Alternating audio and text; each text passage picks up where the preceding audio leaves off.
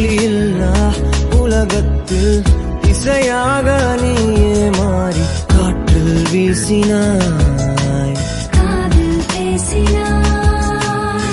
மொழியில்லா மௌனத்தில் விழியாலே வார்த்தை கோர்த்து கண்ணால் பேசினாய், கண்ணால் பேசினாய்.